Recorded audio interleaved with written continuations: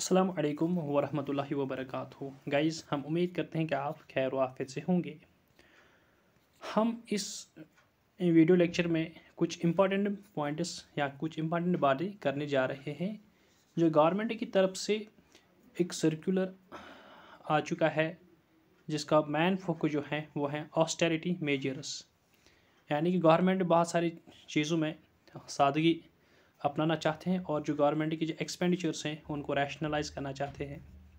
और इस सर्कुलर में बहुत सारी चीज़ों के बारे में ऑस्टेरिटी मेजर्स के ज़ुमरे में लाया गया है और जो एक्सपेंडिचर गवर्नमेंट के उनको रैशनलाइज कर होने के लिए यहाँ गाइडलाइंस जारी किए गए हैं।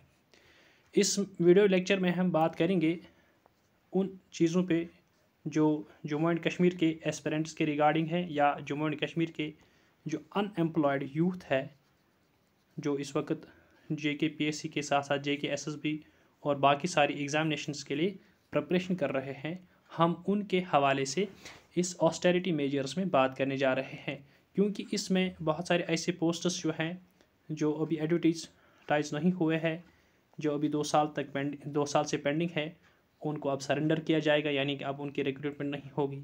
और इसके साथ साथ हम उस यानी कि फॉरेस्ट डिपार्टमेंट की जो फॉरेस्ट पोस्ट जो है उसके बारे में भी हम आपको इस वीडियो लेक्चर में बताएंगे। क्या उनका स्टेटस क्या रहेगा, क्या वो फॉरेस्टर की पोस्ट्स विड्रॉ होंगे या वो एग्ज़ाम एज़ पर शेड्यूल होगा, यानी कि जैसे रिक्रूटमेंट प्रोसेस उसकी चल रही है उसका एग्ज़ाम फाइनली होगा या वो पोस्ट भी सरेंडर होंगे। इस वीडियो में आगे बढ़ने से पहले आप हमारे इस वीडियो को ज़्यादा से ज़्यादा लाइक और शेयर करें ताकि हर एस्पिरेंट तक ये वीडियो पहुंच सके, और हमारे इस यूट्यूब चैनल को सब्सक्राइब कीजिए और हमारे टेलीग्राम चैनल को ज्वाइन कीजिए, जिसकी लिंक इस वीडियो लेक्चर के डिस्क्रिप्शन बॉक्स में है, ताकि हम आप तक मज़ीद अपडेट्स टेलीग्राम चैनल और इसी यूट्यूब चैनल के ज़रिए से पहुंचा सकते हैं। और इन सारी चीज़ों को समझने के लिए आप इस वीडियो को एंड तक लाजमी देखिए। अब हम इस वीडियो में आगे बढ़ते हैं। इस चीज़ में आपको इस वीडियो में अगर हम बात करेंगे, जो ये सर्कुलर निकला है या सर्कुलर का जो डेट है वह 1 जनवरी 2025 है।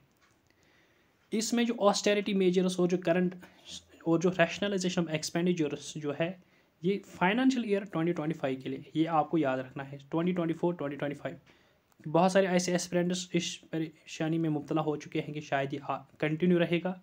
अभी इसके बारे में हम कुछ नहीं कह सकते हैं कि जो ऑस्टेरिटी मेजर्स हैं ये सिर्फ इसी फाइनेंशियल ईयर यानी कि 2024-2025 के लिए है या इसको एक्सटेंड किया जाएगा। इसको एक्सटेंड किया जाएगा या नहीं वो देखने वाली बात होगी, लेकिन इस नोटिफिकेशन या इस सर्कुलर के मुताबिक जो ये ऑस्टेरिटी मेजर्स हैं ये सिर्फ और सिर्फ फ़िलहाल करंट फाइनेंशियल ईयर यानी 2024-2025 तक रहेगा।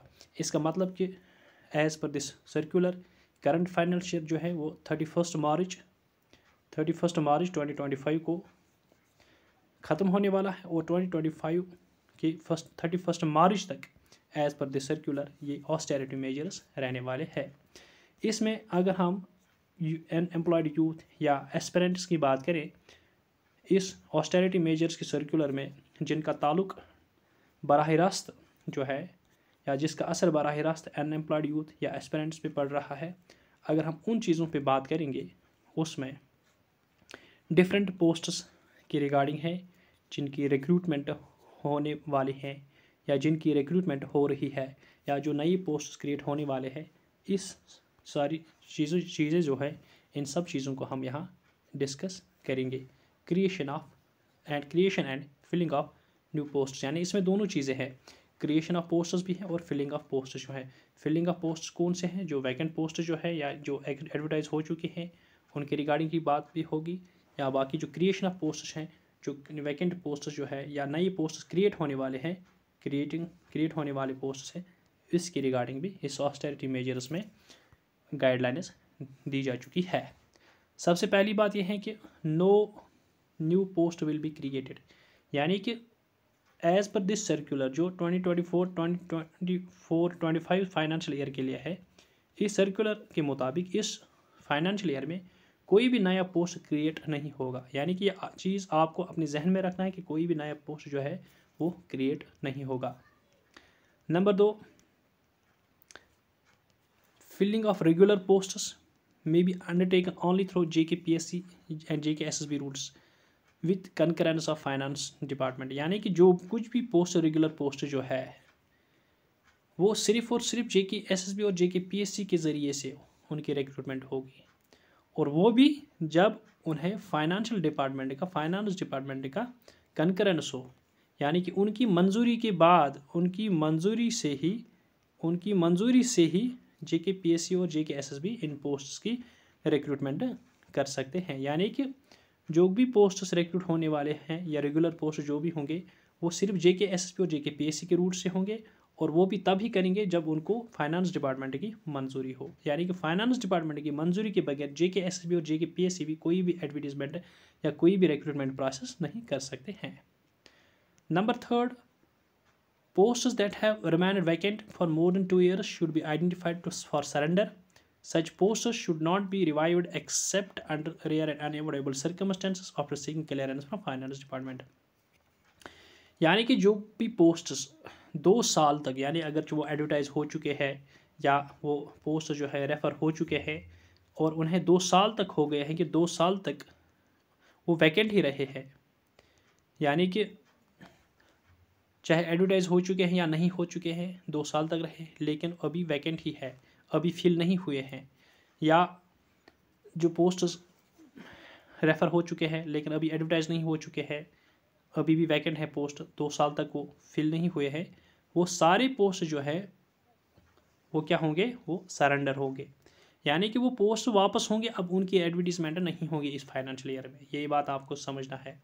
इस बात को आपको समझना है कि जो पोस्ट 2 साल तक वैकेंट रहे हैं या 2 साल तक वो फिल नहीं हुए हैं या 2 साल तक उनकी सिलेक्शन प्रोसेस कंप्लीट नहीं हुई, उनका एग्ज़ाम नहीं हुआ है, वो पोस्ट अभी भी वैकेंट है, वो सारे पोस्ट जो है वो सरेंडर होंगे। यानी कि वो अब डिपार्टमेंट को वापस भेजेंगे, वापस भेजा जाएगा, अब उनकी एडवर्टाइजमेंट इस फाइनेंशियल ईयर में नहीं होगी। Such post should not be revived except under rare unavoidable circumstances. यानी कि अब इन पोस्ट जो है अब उनको रिवाइव भी नहीं किया जाएगा,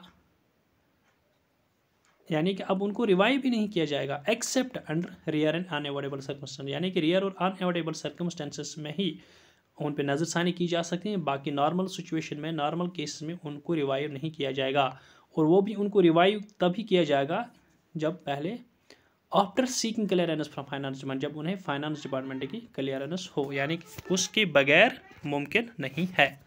यानी यहाँ एक और चीज़ को हम यहाँ एस्पिरेंट्स को बताना चाहते हैं कि बहुत सारे ऐसे एस्पिरेंट्स हमें टेक्स्ट मैसेज करते हैं कि सर जो फॉरेस्ट डिपार्टमेंट के या फॉरेस्ट के पोस्ट जो है फॉरेस्टर, क्या सर वो पोस्ट जो है वो भी एडवर्टाइज नए से होंगे या वो भी सरेंडर होंगे या उनका एग्ज़ाम होगा?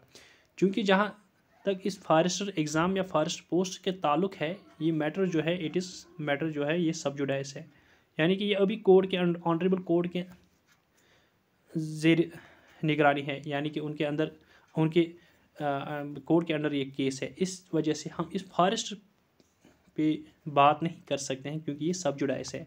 जब तक केस सब जुडाइस हैं तब तक हम इस फॉरेस्ट के हवाले से भी कोई भी बात कह नहीं सकते हैं कि वो सरेंडर होंगे या उनकी एडवर्टीजमेंट होगी। Now it depends on the description of the honourable court. इसलिए जो भी बाकी एग्ज़ाम्स होने वाले हैं या हो रहे हैं या जिनका डेट आ चुका है, आप उनके लिए प्रिपरेशन कीजिए और इंशाल्लाह उम्मीद रखिए कि जो नेक्स्ट फाइनेंशियल ईयर है उस नेक्स्ट फाइनेंशियल ईयर से नई पोस्ट क्रिएट भी होंगे। आप उम्मीद रखिए नई नेक्स्ट फाइनेंशियल ईयर से, यानी कि जो 1 अप्रैल से स्टार्ट होने वाला है, उस फाइनेंशियल ईयर में नई पोस्ट्स क्रिएट भी होने वाले हैं। इंशाल्लाह नई पोस्ट्स भी क्रिएट होंगे, उसके साथ साथ नई एडवर्टीजमेंट भी आएगी, नई सिलेक्शन प्रोसेस और नई रिक्रूटमेंट प्रोसेस भी शुरू होगी नेक्स्ट फाइनेंशियल ईयर से, जो 1 अप्रैल 2025 से शुरू होगा, स्टार्ट होगा। क्योंकि जो ये रैशनलाइजेशन और जो ऑस्टेरिटी मेजर्स जो है ये सिर्फ यहाँ एज पर दिस सर्कुलर ये करंट फाइनेंशियल ईयर 2024-25 के लिए है और इसका इमीडिएट इफेक्ट ऑलरेडी लग चुका है। हम उम्मीद करते हैं कि आपको हमारा ये वीडियो पसंद आया होगा और हम उम्मीद करते हैं कि आप हमारे इस वीडियो को ज़्यादा से ज़्यादा लाइक और ज़्यादा से ज़्यादा शेयर करें, और इसके साथ साथ आप हमारे इस यूट्यूब चैनल को सब्सक्राइब कीजिए और हमारे टेलीग्राम चैनल को भी ज्वाइन कीजिए, जिसके लिंक इस वीडियो लेक्चर की डिस्क्रिप्शन बॉक्स में है, ताकि हम आप तक मज़ीद अपडेट इसी टेलीग्राम चैनल और यूट्यूब चैनल के ज़रिए से पहुँचा सकते हैं। Thank you very much. अल्लाह हाफिज़।